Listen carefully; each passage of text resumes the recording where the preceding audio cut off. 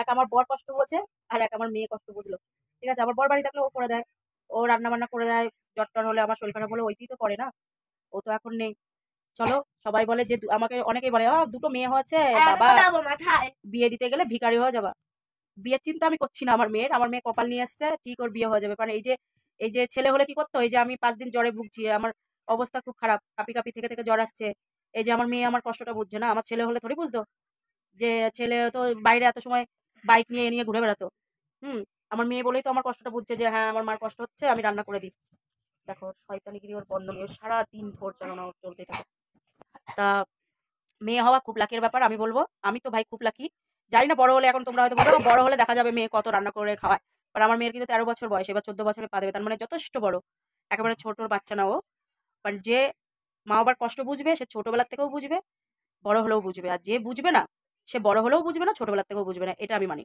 তা আমার মেয়ে আমার কষ্ট বোঝে, বাস এইটুখানি। অনেক বেশি জ্ঞান দিয়ে ফেললাম, হয়তো অনেকের খারাপ লাগবে ব্লগটা লাস্টে দেখলে। জ্ঞান না, যেটা বাস্তব কথা সেটাই বলছি, যে বোঝার, ছেলে হোক মেয়ে হোক, সে বুঝবে। আর যে না বোঝার, ও বড় হলেও বুঝবে না, ছোটবেলাও বুঝবে না। তা আমার মেয়ে আমার কষ্ট বুঝে 5টা দিন আমার জন্য রান্না করে খাওয়াচ্ছে, এটুখানি আমার কাছে অনেক। তা তোমরা প্লিজ কমেন্ট করো, সব ভালো থেকো। আর আমার মেয়ের রান্না আমি খাচ্ছি, এটা আমার ভীষণ ভগবানের কপাল ভালো। কারণ অনেক মেয়েরা আমি দেখেছি 30 বছর, 25-26 বছরের মেয়েরাও রান্না করতে পারে না, বা রান্না মা আবার কষ্টই বোঝে না।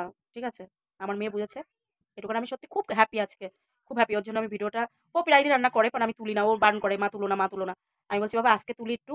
সবাই বলে যে তুই নাকি বাড়ি কিছু করিস না, মানে সবাই আমাদের টুকটাক আমাদের পাড়ার লোকেরাও বলে ওকে দিয়ে একটু কাজ করাও, এ করাও। ও যথেষ্ট কাজ করে, ও পুজো আচ্চারা আমার মানে যথেষ্ট করে, যথেষ্ট করে। একটা বড় সায়না মেয়েও যেটা না করে আমার মেয়ে করে। ঠিক আছে, ওকে বলা লাগে না। তাও আমার কাছে বকাও খায়, অবারন্ত আমার কাছে বকা খায়।